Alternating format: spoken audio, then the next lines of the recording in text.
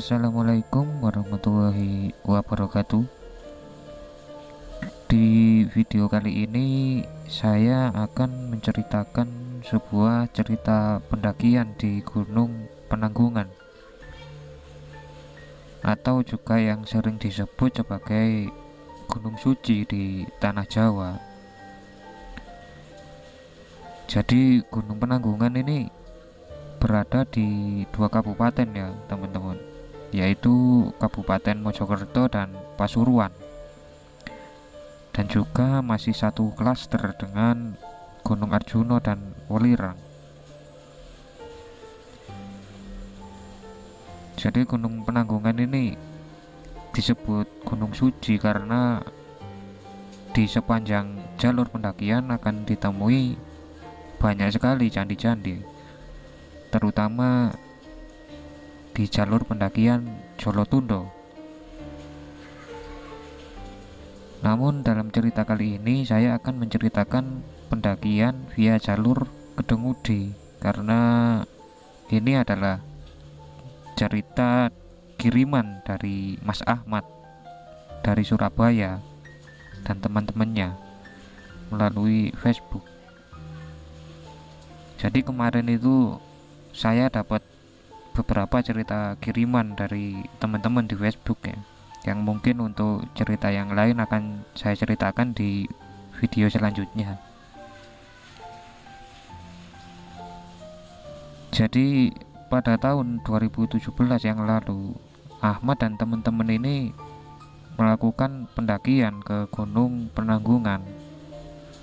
Dan alasan Ahmad memilih Gunung Penanggungan ini karena salah satu dari rombongan Ahmad ini masih pemula saat itu, belum pernah naik gunung sama sekali. Jadi saat itu Ahmad mendaki bersama dua temannya, yaitu Rido dan Joko. Dan si Joko ini saat itu baru pertama kali naik gunung, sedangkan Ahmad dan Rido sudah beberapa kali naik gunung seperti Semeru dan lain-lain.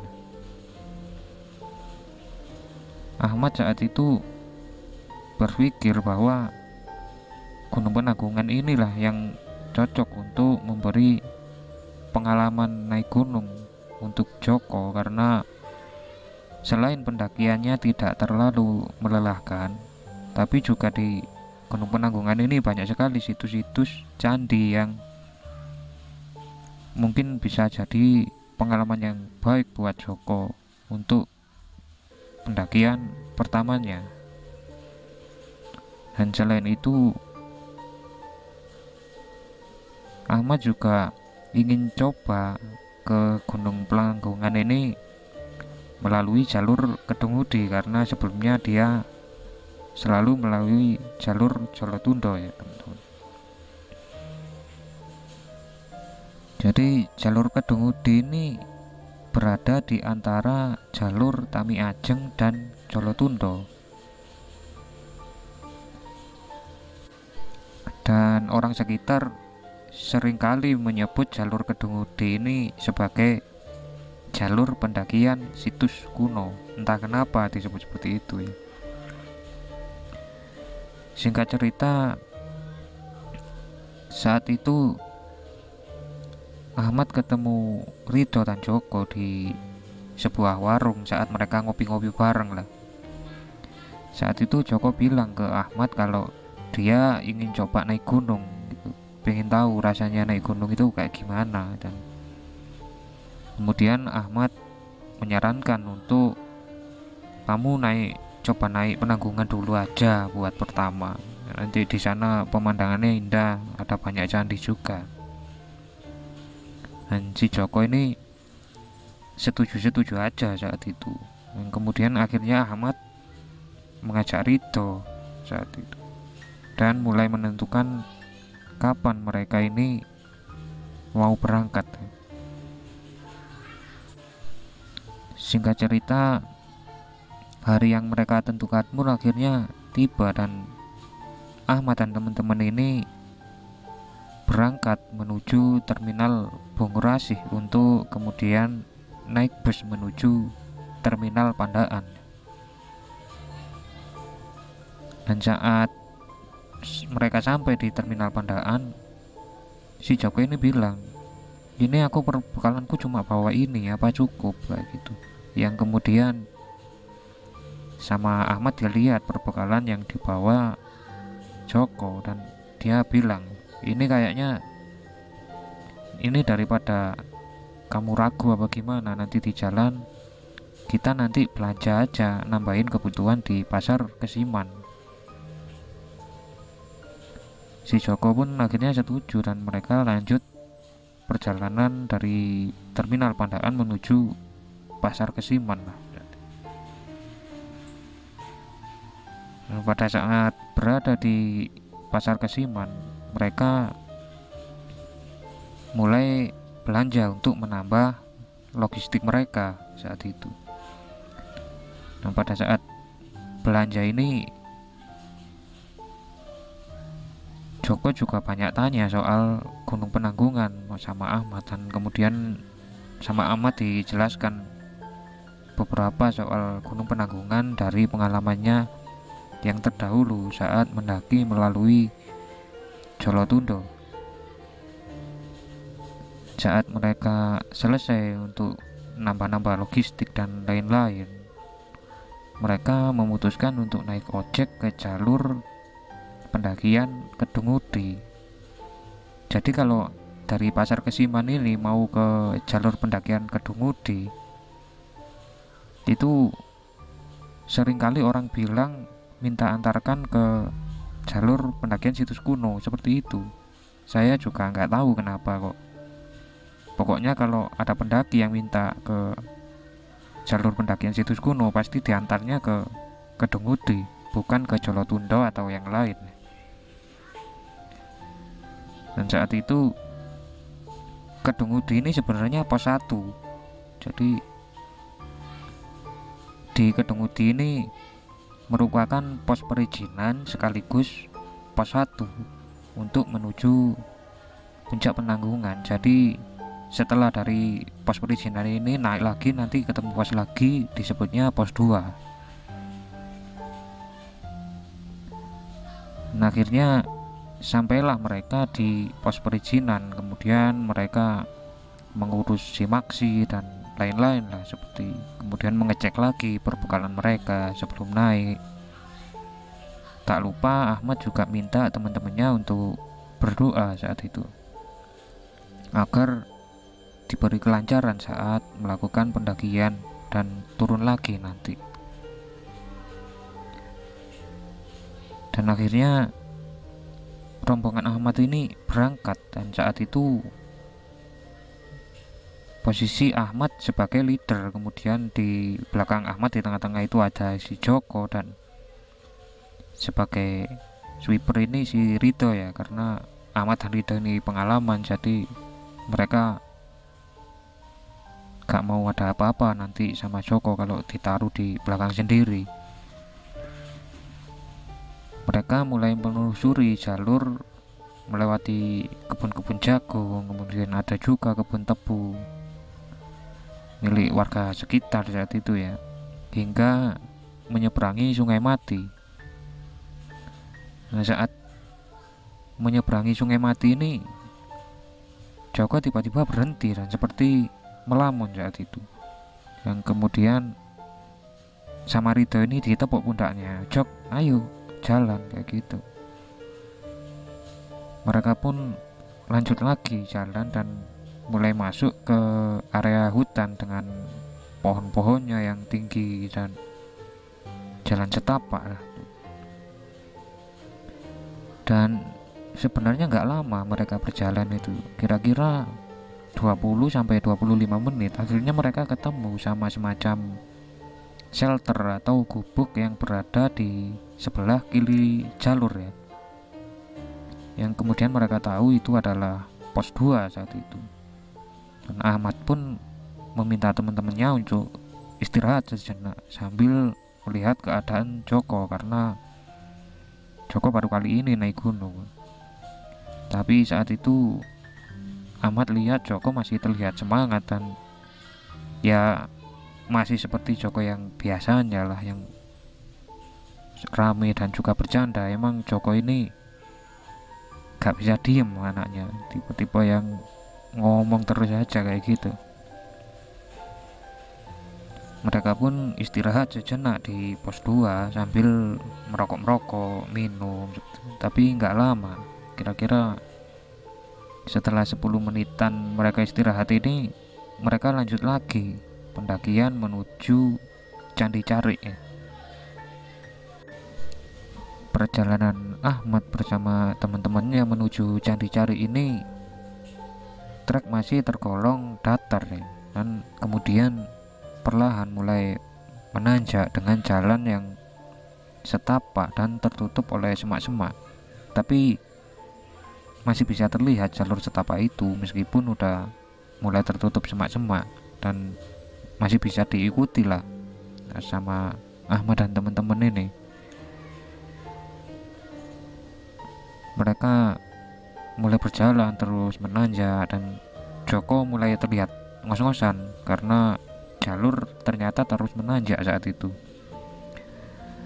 Dan Ahmad memberi semangat sama Joko, ayo Jok, semangat, masa baru segini kamu udah kelelahan, ayo di atas itu bagus nanti.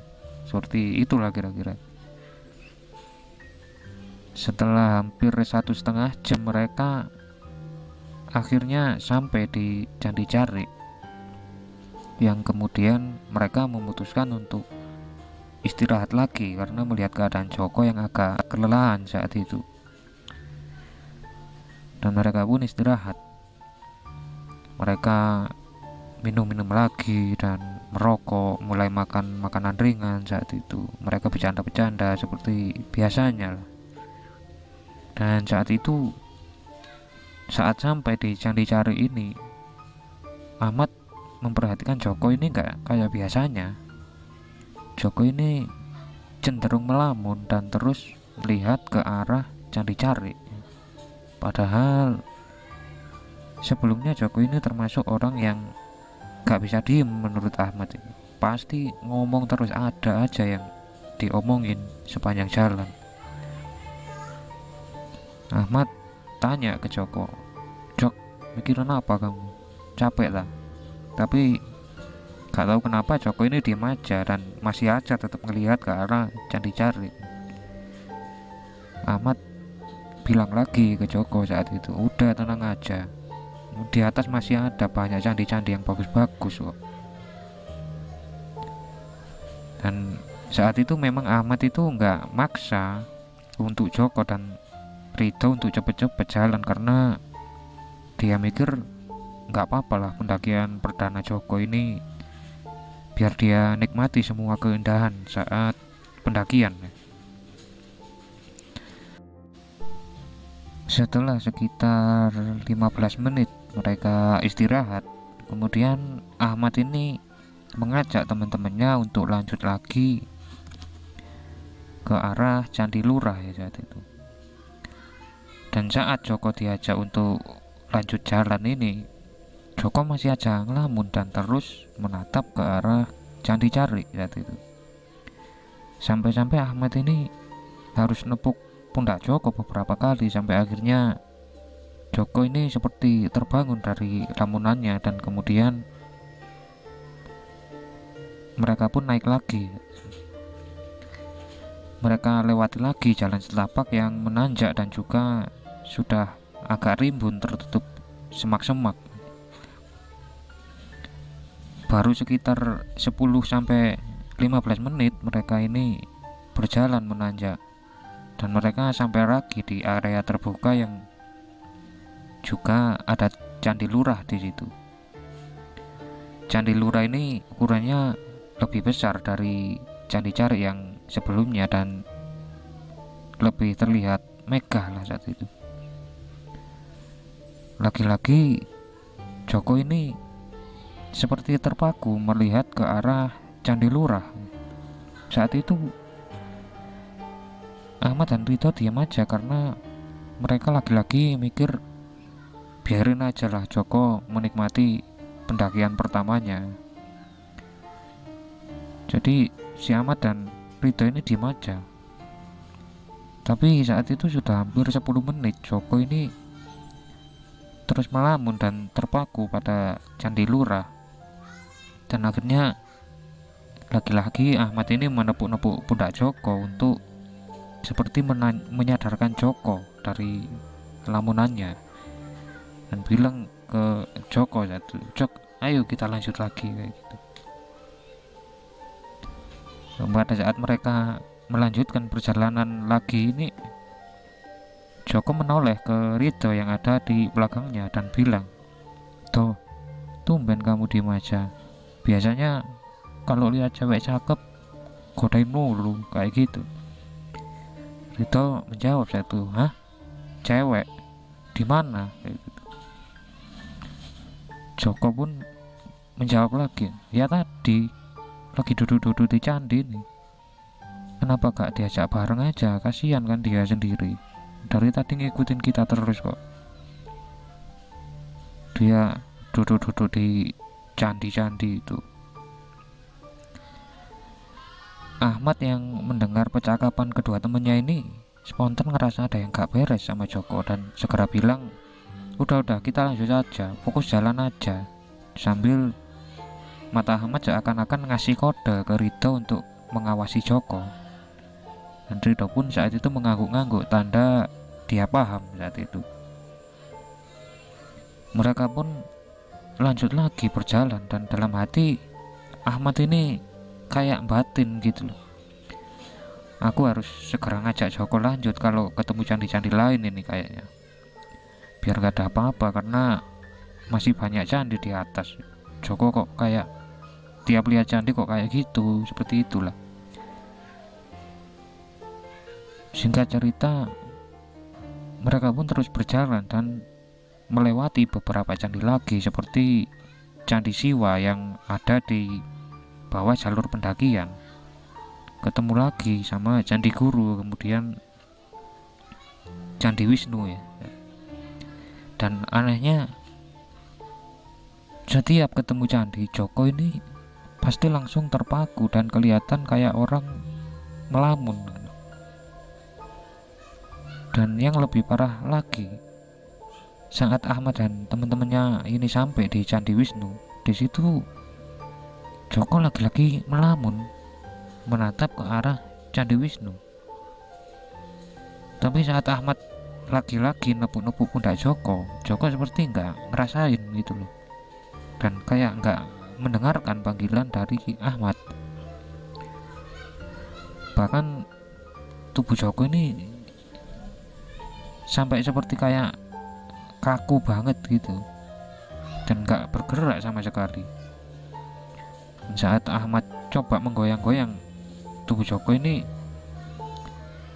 masih aja Joko ini nggak sadar dari lamunannya. Di situ Ahmad dan Rido ini mulai panik, dan mereka terus coba untuk menyadarkan Joko dengan menepuk-nepuk pundaknya dan badannya digoyang-goyang sambil bilang, "Jok, iling Jok, sadar Jok," kayak gitu.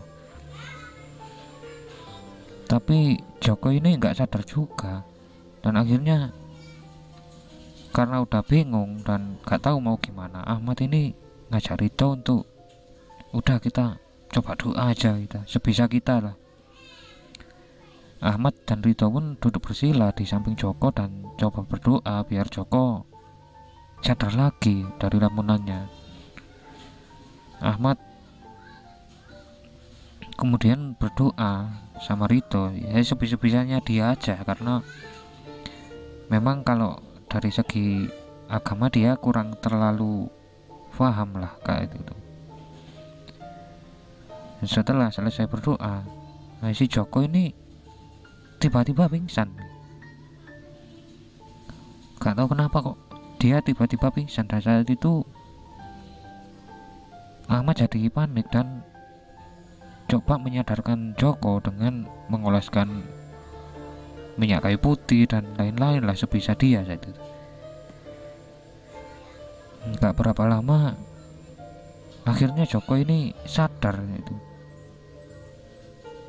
Dan saat Joko ini sadar, Ahmad segera minta untuk Joko ini minum air sebanyak yang dia bisa biar stamina Joko ini pulih lagi. Udah Jok, kamu minum aja yang banyak biar kamu pulih lagi. Jok, kamu masih kuat jalan tak? Seperti itu. Dan Joko saat itu mengangguk-angguk saja saat ditanya Ahmad seperti itu ya. Akhirnya karena situasi udah panik dan menurut Ahmad ini udah gak enak sekali, mereka pun cepat-cepat melanjutkan perjalanan dengan pikiran Ahmad yang masih kacau saat itu. Sepanjang perjalanan berkali-kali Ahmad ini menoleh ke belakang untuk melihat keadaan Joko yang ternyata saat berkali-kali dia lihat ini Joko sebenarnya normal-normal aja. Ya dia berjalan aja kayak biasa, nggak kemana-mana gitu. Setelah hampir 1 jam mereka berjalan, sampailah mereka di Gua Butol saat itu. Ahmad memutuskan untuk istirahat agak lama di Gua Butol ini karena staminanya mulai terkuras saat itu, dan juga dia masih agak shock lah sama apa yang dialami Joko tadi.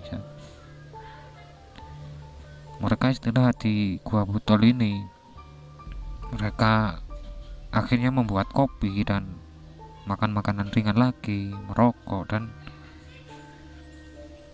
saat itu Ahmad dan Ridho ini nggak banyak tanya ke Joko karena entah kenapa dia itu kayak ngerasa aduh gak usah tanya lah kayak gitu lah. Mereka istirahat ini cukup lama di Gua Butol saat itu, kira-kira hampir setengah jam lah mereka beristirahat. Dan setelah mereka istirahat kira-kira setengah jaman, mereka memutuskan untuk melanjutkan menuju puncak Penanggungan. Anehnya perjalanan menuju puncak Penanggungan ini Ahmad ngerasa lancar, dan Joko ini balik seperti Joko yang biasanya dia ceria lagi, banyak ngomong lagi, seperti sepanjang jalan itu ngoceh terus seperti itu. Mereka berjalan dari Gua Butol menuju puncak kira-kira 1 jam, dan akhirnya mereka sampai di puncak saat itu. Mereka pun menikmati suasana di puncak saat itu sambil seperti biasa lah mereka foto-foto, mereka lagi-lagi mereka buat kopi, mereka merokok, makan makanan ringan seperti itu. Tapi Joko ini lagi-lagi aneh saat itu. Saat di puncak, saat Ahmad dan Ridho ini menikmati keindahan alam yang ada di puncak saat itu, Joko ini berkali-kali menoleh ke arah jalur pendakian, kayak seperti ada yang dia tunggu gitu. Dan Joko ini terlihat kurang tenang saat itu. Ahmad tanya ke Joko, "Jok, kamu ngapain?" "Ayo sini, kita udah di puncak, kita nikmati suasana."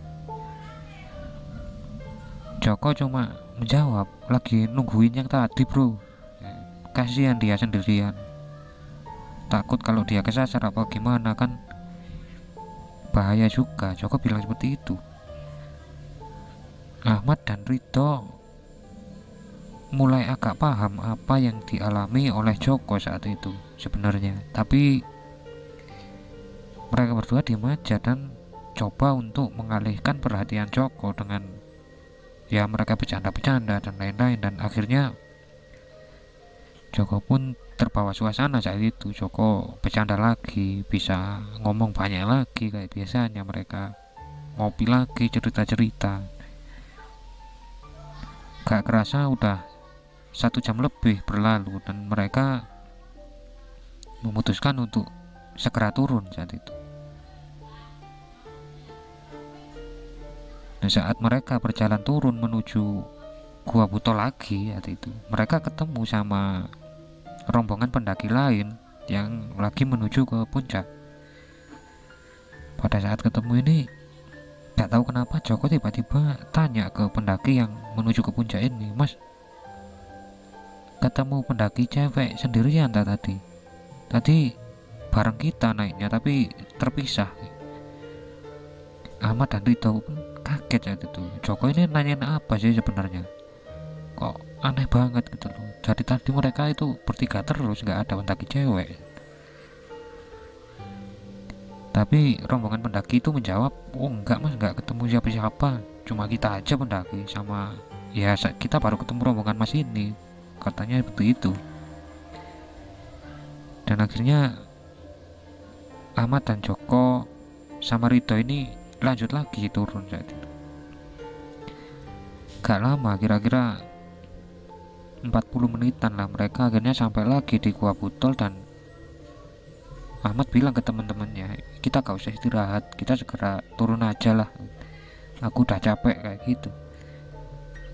Padahal Ahmad ini sebenarnya cuma beralasan, cuma biar mereka biar bisa cepat turun aja lah kayak gitu, nggak mengalami hal-hal yang aneh lagi. Akhirnya mereka lanjut lagi turun ke arah candi-candi yang ada di bawah saat itu. Akhirnya mereka ketemu lagi sama Candi Wisnu saat itu. Saat sampai di Candi Wisnu ini, tiba-tiba Joko ini kayak tersandung, lalu kemudian terduduk saat itu, tepat di tengah-tengah jalur pendakian. Si Rito coba bantu Joko, Jok, kamu gak apa-apa, kamu gak apa-apa.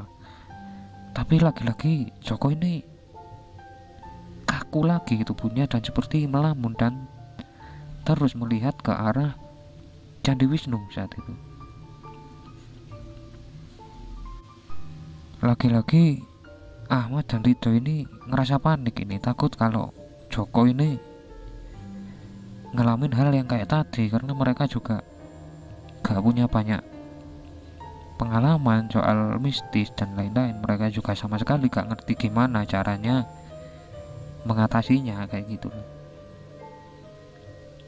Joko ini tiba-tiba kaku kayak tadi, dan karena saat itu mereka berada di tengah-tengah jalur pendakian, mau gak mau Ahmad dan Rito ini mengangkat Joko untuk masuk ke area Candi Wisnu agar gak mengganggu pendaki lain yang lagi melakukan pendakian juga saat itu. Setelah Ahmad dan Rito ini berhasil untuk mengangkat Joko saat itu agak masuk ke area Candi Wisnu, Ahmad ini coba lagi untuk menepuk pundak Joko saat itu. Dia tepuk-tepuk pundaknya, dia goyang-goyangkan, bahkan Joko ini sampai sedikit ditampar sama Ahmad ini biar segera sadar. Tapi masih aja Joko ini keadaannya kayak gitu. Ahmad pun nyoba lagi cara seperti yang dia lakukan pertama tadi. Dia minta Rito untuk sama-sama berdoa lagi seperti tadi, sebisa-bisa mereka, dan mohon pertolongan sama yang di atas biar Joko ini segera sadar. Tapi saat itu Ahmad gagal, jadi Joko ini keadaannya masih tetap aja kayak gitu, gak berubah sama sekali. Saat mereka selesai berdoa ini, suasana mulai aneh, mulai ada kabut seperti itu yang agak pekat ya, karena Ahmad bilang jarak pandang mereka ini cuma beberapa meter ke depan. Dan akhirnya Ahmad dan Rito ini mulai mendengar suara-suara yang aneh-aneh seperti suara gamelan dan suara perempuan yang lagi ketawa-ketawa. Jadi ada lebih dari satu ya suaranya. Ahmad dan Rito cuma diam aja, pasrah gitu, sama bingung ini mau gimana ini. Aduh, suasana kok kayak gini kayak. Lama sekali mereka mengalami kejadian saat itu sambil menunggu Joko ini udah hampir 1 jam lebih. Keadaan Joko nggak juga berubah saat itu. Dan akhirnya samar-samar Ahmad ini mendengar suara pendaki yang lagi turun. Ada suara sepatu dan orang yang sedang berbincang-bincang lah saat itu. Ahmad mikir, oh mungkin ini ya, pendaki yang ketemu tadi saat mereka mau naik. Ahmad pun agak lega saat itu, tapi suara ini kok gak sampai-sampai. Padahal Ahmad yakin kalau mereka pasti lewat jalur situ lagi, tapi kok justru suara ini makin jauh, dan kemudian berganti lagi dengan suara gamelan, suara perempuan-perempuan yang tertawa seperti sedang lagi ngobrol lah kayak gitu. Di situ Ahmad mulai hilang semangat. Dia mulai kayak pasrah aja, udahlah ini mau gimana terserah yang di atas aja lah, karena dia mikir dia udah usaha bagaimana. Saat itu Ahmad kepikiran untuk laporan ke pos bawah saat itu, tapi Rito bilang jangan, udah di sini aja, kita tunggu aja rombongan yang tadi, kita minta bantuan. Aku gak berani nunggu Joko sendiri di sini, karena kalau Joko sampai aneh-aneh aku gak bisa nahan kayak gitu. Akhirnya Ahmad pun mengurungkan niatnya untuk ke pos bawah untuk laporan itu. Lama lagi Ahmad dan Rito ini menunggu, tapi gak juga ada tanda-tanda pendaki turun atau naik yang bisa diminta pertolongan saat itu. Setelah hampir 2 jam mereka menunggu, akhirnya Ahmad dan Rida ini mendengar lagi ada suara pendaki yang turun. Dan saat itu memang benar, ternyata pendaki yang ketemu mereka tadi yang turun dari puncak saat itu. Dan saat rombongan pendaki ini melewati Candi Wisnu, Ahmad memanggil mereka, mas, bisa minta tolong gak kayak gitu. Salah satu pendaki ini akhirnya menjawab, iya mas, ada apa gitu. Itu teman saya kayak nggak sadar itu mas, gimana ya, saya itu gak ngerti caranya nyadarin, dia kayak kesambet apa gimana, saya gak ngerti. Kemudian akhirnya rombongan pendaki ini mulai melihat-lihat keadaan Joko, dan salah satu dari rombongan pendaki yang mereka temui ini bilang ke Ahmad, ini kayaknya teman mas lagi gak sadar ini mas, ini kayaknya lagi ada di alam lain, udah coba mas doakan apa gimana gitu. Ahmad bilang ke orang itu, udah mas, tadi sebenarnya ini yang kedua kali mas, yang pertama tadi udah berhasil saya sadarkan, tapi yang kali ini kok gak bisa gitu. Dan akhirnya rombongan yang mereka temui tadi bilang, ya udah kalau gitu gini aja mas, tunggu aja nanti kita biar cepet-cepet turun, kita nanti laporan ke pos bawah biar ada yang nolong mas dari bawah kayak gitu. Dan akhirnya Ahmad pun setuju ya udah, makasih ya mas kayak gitu. Dan akhirnya rombongan pendaki ini turun. Ahmad dan Rito lagi-lagi nungguin Joko saat itu yang masih aja dalam keadaan yang sama. Lama lagi mereka menunggu, dan Ahmad ini mulai lapar saat itu sebenarnya, tapi dia kayak gak bisa makan gitu karena melihat keadaan temennya kayak gitu, kayak gak nafsu lah. Ahmad dan Rito pun saat itu memutuskan untuk buat kopi aja lah kayak gitu. Mereka mulai menyeduh kopi saat itu, mulai merokok sambil terus memantau keadaan Joko yang masih aja sama sambil nunggu bantuan. Dan saat mereka menunggu lagi ini, mereka dapat banyak sekali gangguan. Jadi gangguan pertama yaitu saat Ahmad ini tiba-tiba melihat sosok kakek-kakek yang berjalan naik ke arah puncak saat itu. Ahmad coba tegur saat itu, mbah, tapi kakek-kakek itu kayak gak denger kayak gitu.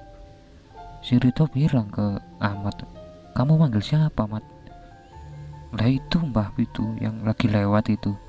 Tapi saat Ahmad menunjuk ke arah kakek-kakek tadi sambil melihat, ternyata kakek-kakek tadi udah nggak ada.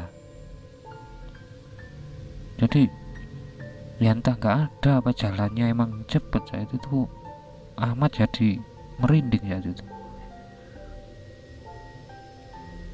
Akhirnya Ahmad dan Ridho ini menunggu lagi sambil melihat keadaan sekitar yang saat itu ternyata kabut ini mulai tebal lagi dan lebih tebal dari sebelumnya, sampai jarak pandang mereka ini sangat terbatas, entah mungkin cuma 1 atau 2 meter. Ahmad dan Ridho memutuskan untuk duduk lebih dekat dengan Joko saat itu karena sambil menjaga Joko. Lagi-lagi Ahmad dan Ridho ini mendengar suara seperti gamelan. Enggak lama setelah mereka mendengar gamelan, mereka mendengar tawa yang cukup keras, mungkin tawa kuntilanak apa gimana, tapi itu terdengar jelas sekali dan sangat keras seperti di depan mereka. Saat itu Ahmad dan Ridho ini karena saking takutnya mereka ini sampai saling rangkulan, hampir pelukan lah, sambil mereka ini terus istighfar, astagfirullah, astagfirullah kayak gitu. Ahmad ini mulai sadar kalau dia kayak gini terus, ini bisa-bisa keadaan mentalnya sama Ridho yang bermasalah nanti. Akhirnya Ahmad bilang ke Ridho, "Toh, udah kita sambil nunggu, kita dikir aja apa-apa gitu, sebisa kita, biar gak banyak gangguan kayak gitu."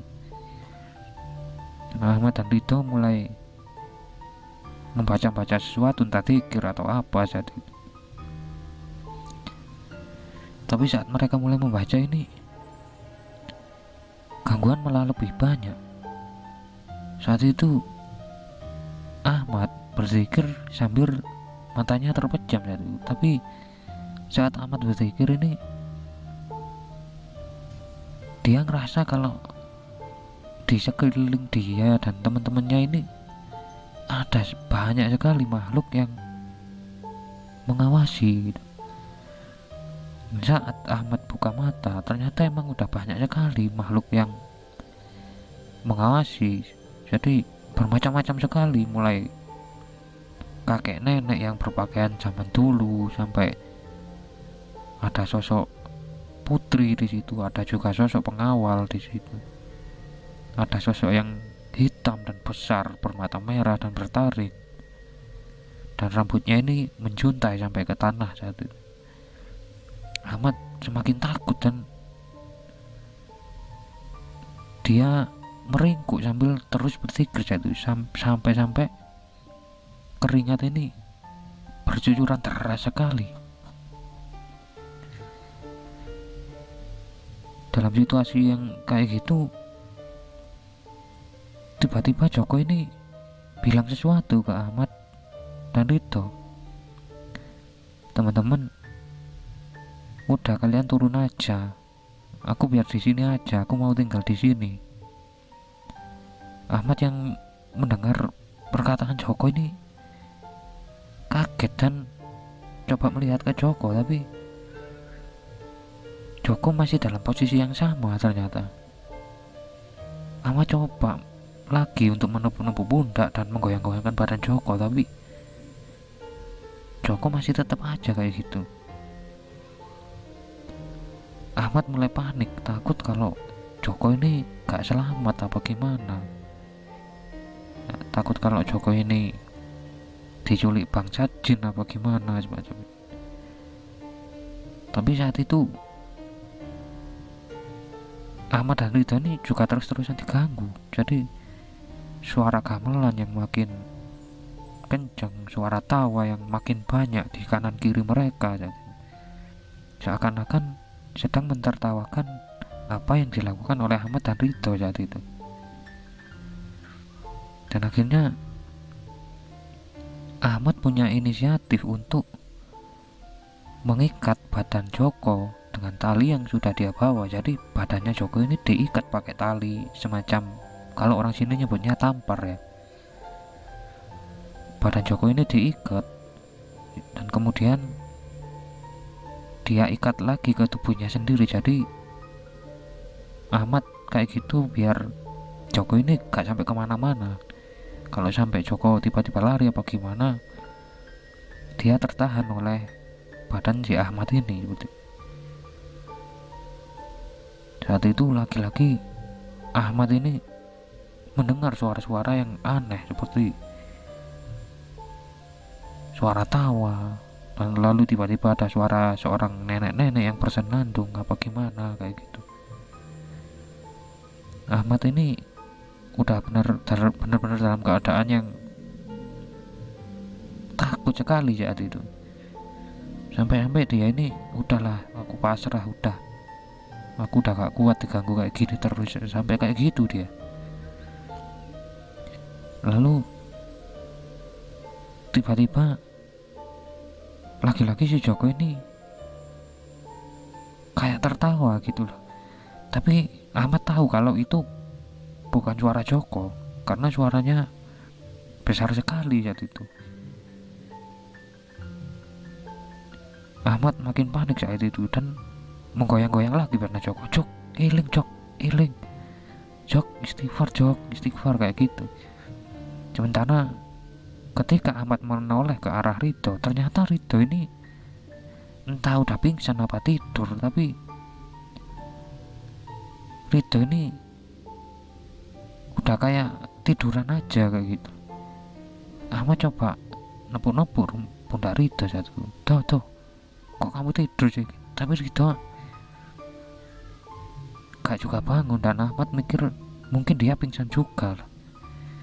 Saat itulah Ahmad ini udah ngerasa kayak gak kuat lagi. Sampai Ahmad ini nangis saat itu. Ya Allah, kok kayak gini sih? Saya ini gak punya niat aneh-aneh ke gunung, cuma mau mengagumi kebesaranmu di gunung ini, kayak gitulah. Dalam keadaan kayak gitu, gak lama Ahmad ini mendengar suara langkah kaki dari bawah. Tapi saat itu Ahmad masih takut, mungkin itu gangguan lagi, pikirnya seperti itu. Tapi ternyata memang benar ada orang dari bawah. Saat itu 2 orang bapak-bapak yang mengaku salah satunya adalah petugas dari pos perizinan.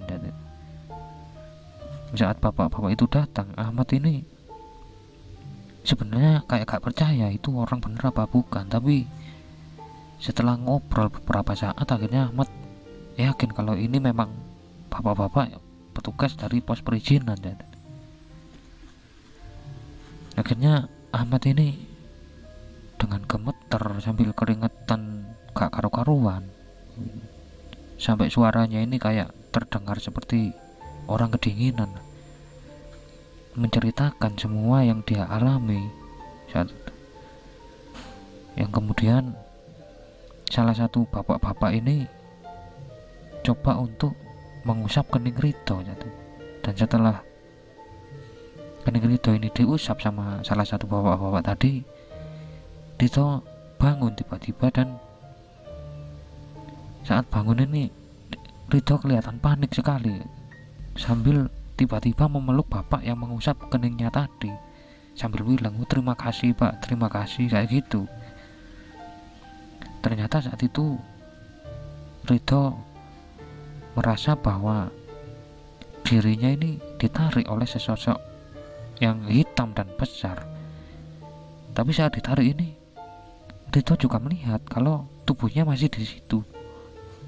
Jadi entah arwahnya apanya yang sedang ditarik ini, sampai Ridho ini benar-benar ketakutan. Dan saat bapak tadi mengusap kening Ridho, tiba-tiba sosok yang hitam besar tadi terpental jauh entah kemana, dan Ridho kembali saat itu. Dan kemudian lagi-lagi bapak-bapak yang menolong Ridho tadi coba untuk mengusap kening Joko. Tapi Joko masih tetap sama. Dan untuk tiba-tiba Joko ini menoleh ke arah bapak-bapak yang mengusap keningnya sambil seperti ekspresi orang yang sangat marah saat itu. Tiba-tiba Joko ini bilang, kamu jangan ganggu kami. Anak ini akan tinggal di sini selamanya, seperti itulah. Kemudian bapak-bapak tadi coba untuk bersila dan entah dia membaca apa dan kembali mengusap kening Joko saat itu. Setelah kening Joko ini diusap, Joko tiba-tiba pingsan. Saat Joko pingsan, salah satu petugas yang mengaku penjaga di pos perizinan tadi minta ke Ahmad, apa kalian bawa minyak kayu putih atau apa. Ahmad pun membuka tasnya untuk mengambil minyak kayu putih yang memang dia bawa. Saat diserahkan ini, coba sama bapak-bapak tadi dioleskan ke hidung Joko dan lain-lain. Tapi Joko juga sadar sampai bapak satunya yang tadi menyelamatkan Rito bilang, udah, anak ini akan tetap pingsan kayak gini, kita bawa turun aja, kita tolong di bawah kayak gitu. Akhirnya mereka mau gak mau menandu Joko saat itu dalam keadaan pingsan untuk turun ke bawah. Mereka pun mulai menandu dan mulai berjalan turun ke bawah dengan pelan-pelan saat itu. Nah, saat berjalan mulai turun ke bawah ini, Ahmad ngerasa kalau jalannya ini kok berat banget, kayak ada yang narik ke belakang gitu. Entah ada yang narik tasnya apa gimana gitu. Tapi saat itu Ahmad diem aja dan coba untuk terus jalan aja biar bisa mengikuti bapak-bapak yang sedang menandu Joko tadi. Singkat cerita, akhirnya mereka pun sampai di pos perizinan, dan saat sampai, salah satu bapak yang menolong mereka tadi meminta untuk mereka segera wudhu aja gitu. Akhirnya Ahmad dan Rito ini bersih-bersih diri dan kemudian berwudu, berganti pakaian, dan seperti itulah. Lalu saat Ahmad dan Rito ini kembali ke pos perizinan, ternyata di situ Joko sudah sadar dan dalam keadaan muka yang pucat seperti orang sakit lah. Ahmad tanya ke Joko, Jok, kamu gak apa-apa tak kayak gitu? Joko bilang, gak apa-apa kok, kaget aja kok aku ada di sini kayak gitu. Ahmad tanya, maksudmu apa sih Jok? Di situ Joko mulai cerita bahwa kalau teman-teman ingat tadi di Sungai Mati itu Joko sempat ngelamun sebentar. Ternyata saat itu Joko sedang menoleh belakang, dan di belakang rombongan mereka ini ada satu cewek yang pakai pakaian pendaki dan melambai-lambai, seakan-akan melambai-lambai ke arah Joko untuk entah minta bareng apa gimana gitu. Dan saat sampai di cari-cari Candi Lurah dan lain-lain itu, ternyata Joko melihat wanita yang sama tadi sedang duduk-duduk di area candi. Jadi saat itu, saat Joko bilang ke teman-temannya untuk apa gak mau barengin aja, kan kasihan dia sendirian itu, ternyata Joko lihat sosok cewek ini yang menurut Joko ya dia itu ya pendaki biasa aja, cuma karena pakaiannya juga pakaian ala-ala pendaki. Tapi saat mereka turun dan kembali sampai di Candi Wisnu, saat itu Joko kembali melihat wanita yang tadi, wanita yang sama ini, tapi dengan pakaian yang berbeda. Yang sebelumnya cewek ini pakai pakaian ala-ala pendaki, saat Joko lihat lagi ini udah beda. Jadi pakaiannya itu seperti pakaian ala-ala Jawa zaman dulu tapi mewah. Jadi seperti pakaian ratu apa gimana. Dan saat itu Joko bilang kalau cewek ini sedang duduk di Candi Wisnu dan menghampiri Joko saat itu. Dan saat cewek ini mulai dekat, Joko ngelihat kalau ini cewek cantik banget kayak. Bahkan Joko bilang Joko nggak pernah lihat cewek yang secantik ini sebelumnya. Kemudian dia menghampiri Joko dan bersalaman saat itu. Lalu dia bilang, kamu ikut aku aja di sini, temenin aku, biar ada temanku di sini. Dan saat itu Joko ini seakan terpesona sama kecantikan dari cewek ini dan bersedia untuk menemani saat itu. Yang kemudian saat itu Joko bilang kalau dia ini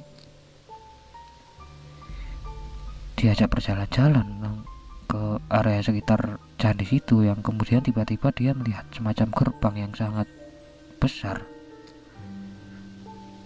seperti terukir, dan mungkin gerbang itu dibuat dari emas saat itu menurut Joko.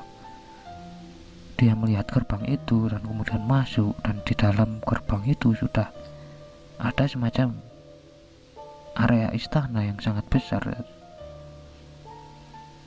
Dan saat berada di dalam area istana ini, entah kenapa Joko ngerasa seperti orang asing di situ, karena di sepanjang jalan Joko ini seperti dilihatin terus sama orang-orang yang ada di area istana ini, seperti orang asing yang baru masuk ke sebuah istana lah. Yang kemudian Joko ditunjukkan sebuah kamar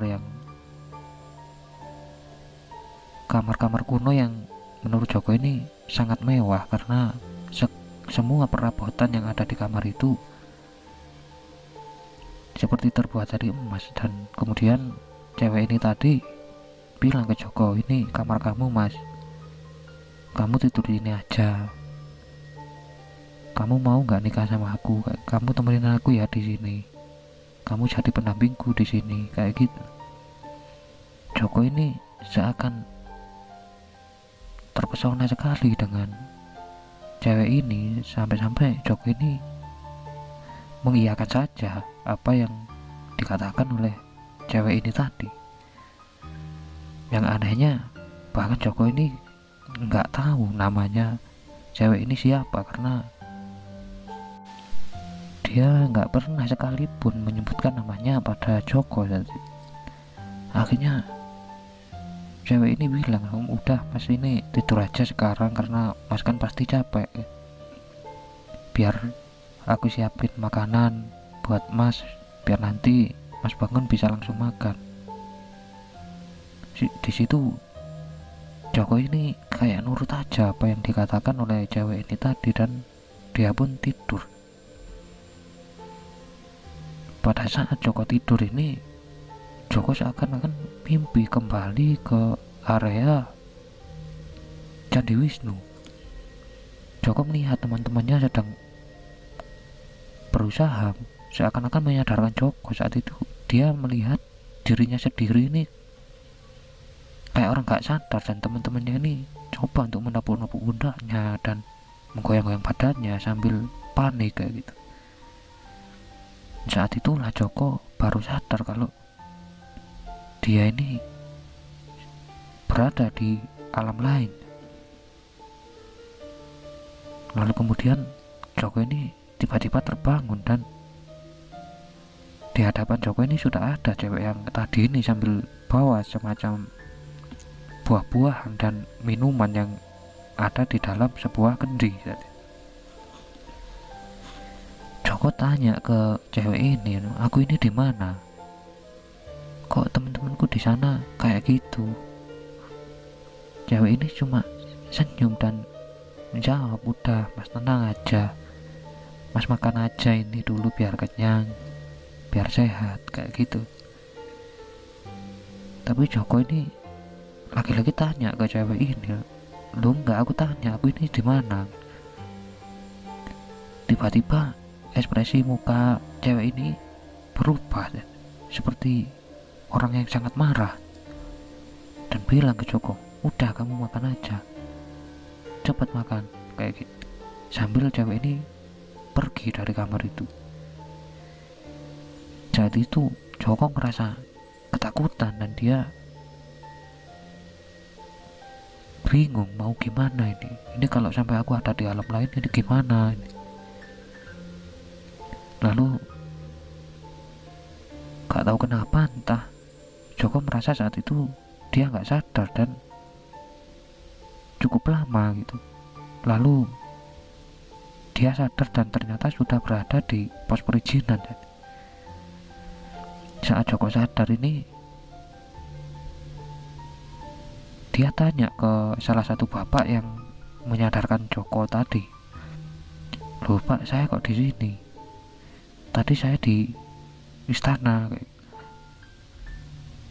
Bapak-bapak tadi bilang, udah gak usah diceritakan di sini, nanti aja kalau di rumah.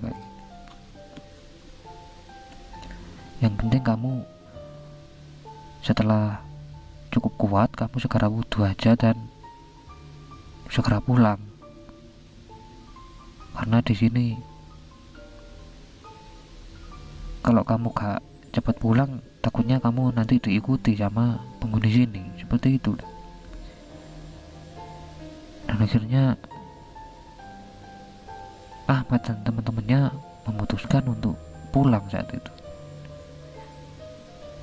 Mereka akhirnya pulang, dan sepanjang perjalanan ini nggak ada apa-apa dan sampai di rumah masing-masing.